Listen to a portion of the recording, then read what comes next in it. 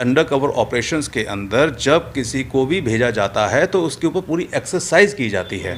4 बच्चों की माँ होना, 4 बच्चों को साथ लेके आना। अब आप लेडी को तो जेल भेज सकते हैं, तो उन बच्चों को थोड़ी जेल भेज पाओगे। तो बहुत सारी एक्सरसाइज की गई है, इसके ऊपर बहुत सारी स्टडी की गई है। बहुत सारे हमारे देश के कहते हैं जो कानून हैं, देश के जो लोग हैं, देश के लोग सोचते कैसे हैं, उन सब के ऊपर स्टडी करके ही तो प्लांट किया जाएगा। जब आप किसी को प्लांट करते हैं तो आप पूरा का पूरा कहते हैं इन्वेस्टिगेट और एनालिसिस करते हैं। तो एनालिसिस में यही है कि 4 बच्चों को अगर वो लेके जाती है तो जेल भेजना सरकार के लिए मुश्किल होगा, क्योंकि उसके साथ 4 बच्चे हैं। साथ में सिंपैथी बनेगी, साथ में हिंदू धर्म को अपनाने की वो जब बात करेगी तो हिंदू के जो कहते हैं ठेकेदार बनते हैं, जो भी कहते हैं पार्टीज़ हैं, वो उसकी तरफ आ जाएंगी। ये सारी की सारी स्टडी यही तो कहती है, और सब सही तो हो रहा है। आप खुद सोचिए कि एक लेडी इलीगल माइग्रेंट हमारे देश में होती है, हम उसको डिपोर्ट नहीं करते, हम उसको जेल नहीं भेजते, हम सिर्फ बात क्या करते हैं, प्यार की मारी बेचारी। अरे प्यार की मारी बेचारी, उसको पूरी दुनिया में और कोई प्यार करने वाला नहीं मिला। हमारे जो दो देशों के अंदर प्रॉब्लम्स चल रही हैं, वहीं पे उसको प्यार करने वाला मिला, और वो प्यार करने वाला मिला जिसका कोई बैकग्राउंड नहीं है। 13,000 रुपये नौकरी करने वाला आदमी, वो 6 लाख की कहते हैं टिकटें खरीदती है ट्रैवल करते हुए, उसके पास पैसे की कमी नहीं, वो खूबसूरत है। सचिन मीणा उसके साथ कहीं भी स्टेटस से उसका मैच नहीं करता। आने वाले 5-10 साल बाद वो अगर कोई भी ऐसी एक्टिविटी करेगी जो देश के विरुद्ध हो, तो सचिन मीणा जैसे लोग उसको नहीं रोक पाएंगे। सचिन मीणा की कहते हैं कोई हैसियत नहीं है कि उस लेडी को वो किसी तरीके से भी रोक सके। मैं मर जाऊंगी, मैं नहीं जाऊंगी, मैं जेल में ज़िंदगी भर काट दूंगी, मैं इसी आदमी के साथ जीऊंगी, इसी आदमी के साथ मरूंगी। ये सारी मोहब्बत 4 बच्चों की जो माँ है अपने गुलाम हैदर जैसे हस्बैंड को डिच कर रही है। क्या दिखता नहीं कि गुलाम हैदर जैसे इंसान दुबई में जाकर कमा कर उसको पैसा भेज रहे थे और वो उसी पैसे से प्रॉपर्टी खरीद रही थी। वो इंसान कितना शरीफ होगा। अगर हम रियलिटी में चले जाएं, हम ये मान के चलें कि ये प्यार मोहब्बत का ही मामला है, तो क्या प्यार मोहब्बत के मामले में अडल्ट्री, डिच करना, बेवकूफ़ बनाना, ठगना, ये सब कुछ नहीं है? क्या उस लेडी की अपनी प्रॉपर्टी थी जिसको उसने बेचा? क्या उस लेडी के पास अपने पैसे थे जिस पैसे से उसने ट्रैवल किया, दुबई आई और सब कुछ किया? वो लेडी ये बोलती है कि मैं अनपढ़ हूँ, उसके बावजूद वो कंप्यूटर को इतना अच्छा ऑपरेट कर लेती है, इतनी अच्छी लैंग्वेज बोल लेती है। क्या हिंदू धर्म को अपनाना इतना आसान है कि वो सुबह से लेकर शाम तक जितने भी मीडिया में इंटरव्यूज़ देती है, हर मीडिया में इंटरव्यू देने के बावजूद उसके मुंह से एक उर्दू का शब्द नहीं निकलता? और सबसे बड़ी बात ये भी है कि वो लेडी बोलती है कि मैं अनपढ़ हूँ, हमारे समाज में औरतों को दबा के रखा जाता है। जबकि अगर आप उसका व्यवहार देखेंगे, आप रियलिटी समझने की कोशिश करेंगे, तो वो लेडी अपने देश पाकिस्तान के अंदर अपने हस्बैंड से लिए हुए पैसे से एक प्रॉपर्टी बनाती है, फिर उस प्रॉपर्टी को डिस्पोज करती है, बेचती है, वहाँ से पैसा इकट्ठा करती है, पैसा इकट्ठा करके दुबई जाती है, दुबई जाकर फिर वो पोखरा आती है, उस आदमी से शादी करती है जो कि इलीगल मैरिज है, और फिर वो हिंदुस्तान आती है। जब हिंदुस्तान में पकड़ी जाती है और पुलिस की इन्वेस्टिगेशन में पता चलता है कि उसके पास कई पासपोर्ट हैं, कई मोबाइल्स हैं, कई सिम्स हैं, ये सारी बातें अपने आप में साफ बताती हैं कि ये लेडी कहीं ना कहीं प्लांटेड है। और मुझे ऐसा लगता है इस लेडी को डिपोर्ट नहीं करना चाहिए। डिपोर्ट हमेशा उन लोगों को किया जाता है जो हमारे देश में फ़्लाइट के द्वारा आते हैं, उनके पास किसी तरीके के वीज़ा या कोई और प्रॉब्लम्स होती हैं, या उनके पास कोई इन्फॉर्मेशन उन्होंने गलत दी होती है। यहाँ पे तो ये लेडी पूरी प्लानिंग करके 3-4 साल 2020 से वो ट्रैप कर रही है, कहते हैं उस सचिन मीणा को। सचिन मीणा की कोई एजुकेशन नहीं है, कोई बैकग्राउंड नहीं है, कोई फैमिली बैकग्राउंड नहीं, कोई फाइनेंशियल स्टेटस नहीं है। ऐसे में उसको ट्रैप करना कहाँ मुश्किल था? वही हमारा सवाल है सर, सचिन मीणा को ही क्यों चुना गया? क्योंकि अगर जासूसी करवानी थी तो किसी फौजी को चुना जाता या किसी बड़े आदमी को चुना जाता जो सेना में होता या कोई पुलिस की पोस्टिंग में होता, लेकिन सचिन मीणा जो एक परचून की दुकान पर काम करता, उसी को क्यों चुना गया? देखिए, इसमें कोई दो राय नहीं कि कोई लेडी अगर किसी आर्मी ऑफिसर या किसी हनी ट्रैप हो रहे हैं, हनी ट्रैप में आर्मी ऑफिसर्स को कहते हैं ट्रैप किया जाता है, लेकिन ट्रैप करने के बाद एक लिमिटेड तक इन्फॉर्मेशन लेने के बाद उसको छोड़ दिया जाता है, क्योंकि उन लोगों के ऊपर ऑलरेडी उनके डिपार्टमेंट, उनके पुलिस, उनके इंटेलिजेंस की नज़र होती है। सचिन मीणा जैसे लोग सिर्फ और सिर्फ एक कहते हैं पपेट बॉय हैं कि इनके द्वारा आप हिंदुस्तान में एंट्री कर गए हैं। कौन कहता है कि कहते हैं उसके साथ वो रहेगी? आज कहते हैं वो अपने गुलाम हैदर को कहते हैं हस्बैंड को डिच कर रही है। अब ये भी नहीं पता कि गुलाम हैदर को डिच कर रही है, गुलाम हैदर भी इस पूरी स्टोरी के अंदर कहीं प्लांटेड है, और ये लोग मियाँ बीवी ने एक स्टोरी बनाकर इस कहते हैं हमारे पूरे देश को बेवकूफ़ बनाया हो। देखिए, मैं मानता हूँ हमारा देश भी ये मानता है कि हम लोग प्यार के कहते हैं पक्षधर हैं, हम प्यार के कहते हैं विरुद्ध नहीं हैं। हम लोग किसी लेडी की आंखों में आंसू देखने के बाद उसके पीछे की सच्चाई को भी भूल जाते हैं, उसके पीछे के झूठ को भी भूल जाते हैं। हम सिर्फ उसके आंखों में जो आंसू भरा उसके के आसपास घूम के रह जाते हैं। ये सॉफ्ट हार्टेड होने की वजह से हम 50 साल से पड़ोसी देश की जो कहते हैं रणनीतियाँ हैं, जो हमारे देश के अंदर सुबह से लेकर शाम तक प्रोपेगेंडा कर रहे हैं, हमारे देश के अंदर लव जिहाद चला रहे हैं, हमारे देश के अंदर जगह जगह आतंकवादी गतिविधियां कर रहे हैं, वो सब हो ही इसी वजह से रही हैं क्योंकि हम लोग सॉफ्ट हार्टेड हैं। हम लोग कह रहे हैं अरे ये तो बहुत अच्छी बात है, कोई मुस्लिम लेडी आके हमारे देश में कहते हैं हिंदू लड़के से शादी कर रही है। ठीक है, आप सॉफ्ट हार्टेड हो जाइए, लेकिन सॉफ्ट हार्टेड होने के बावजूद आपको अपने देश के प्रति भी तो सोचना होगा।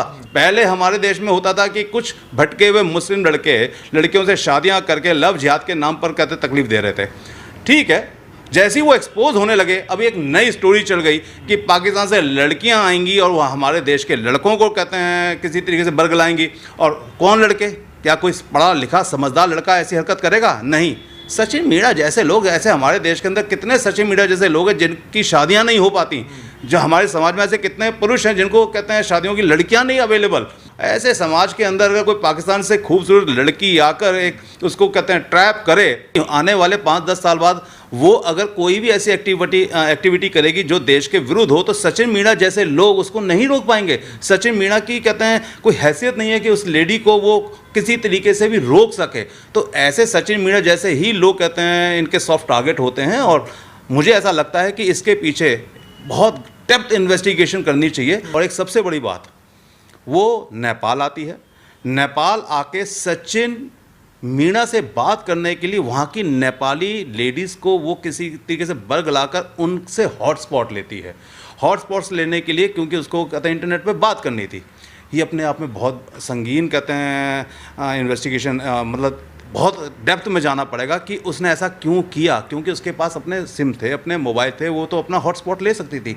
वो जिस होटल में ठहरती उस होटल से हॉटस्पॉट ले सकती थी। शायद उसने अपने आप को एजेंसी से बचाने के लिए हॉटस्पॉट लेकर सचिन मीणा से बात की होगी। क्योंकि जब उसको देश में आना था तो देश में आने के लिए सचिन मीणा से जो कन्वर्जेशंस हो रही होंगी वो बहुत सीक्रेट कन्वर्जेशंस हैं।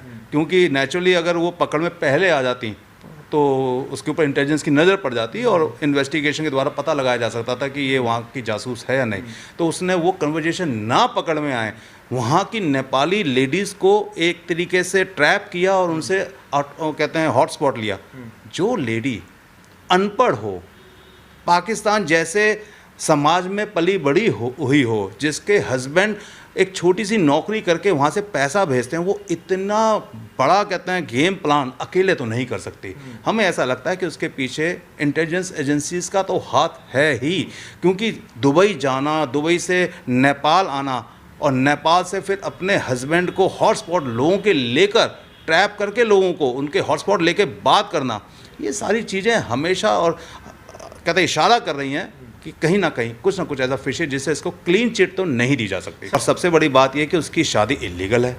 भाई जब गुलाम हैदर ने, कल मैं जब टीवी चैनल्स पे था तो टीवी चैनल्स पे हमारी आमने सामने बात हो रही थी, कहते हैं सीमा हैदर से और गुलाम हैदर से।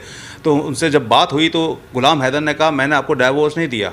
तो उसने कहा कि मैंने आपसे डाइवोर्स लिया था, आपने दिया नहीं, मैं अब दोबारा बोलती हूँ निकाह कहते हैं तलाक तलाक तलाक। तो हिंदुस्तान में तो ये 3 तलाक कब के ख़त्म हो चुके, मोदी जी ने कब के ख़त्म कर दिए हैं। तो ये वैसे ही वैलिड नहीं है। तो इसका मतलब उसके पास अगर कोई सच्चा कोई ऐसा पेपर होता जो वैलिड पेपर होता तलाक का, तो वो साथ में लेके आई होती और वो आज दिखा रही होती मीडिया को कि देखो जी मेरा वैलिड पेपर है, मेरा तलाक गुलाम हैदर से हो चुका है और मैंने पोखरा में जाके कहते हैं इस लड़के से शादी कर ली और मेरी शादी वैलिड है।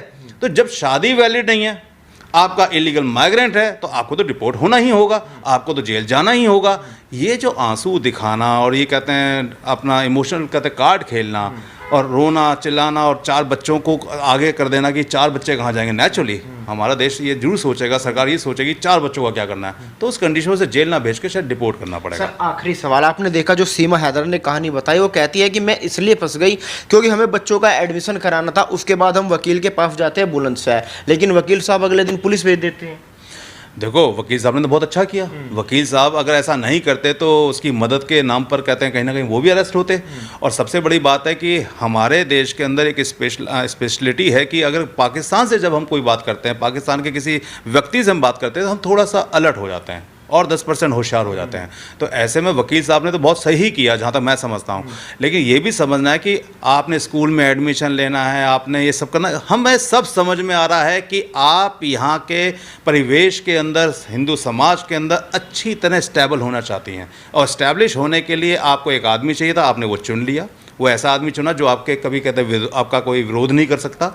आपने स्कूल में बच्चों को एडमिशन कराना था, बच्चों का एक बार एडमिशन हो जाता, 6 महीने बाद आपको आधार कार्ड भी यहाँ का मिल जाता, फिर आप पैन कार्ड भी यहाँ बना लेती हैं, फिर बैंक में कहते हैं आपका नाम भी होता, और फिर आप धीरे से बोलती मैं नेपाल की थी, पाकिस्तान को आप ख़त्म कर देती, मैं नेपाल की थी और मैं अब यहाँ आ गई हूँ इस इंसान के साथ शादी करके पोखरा से।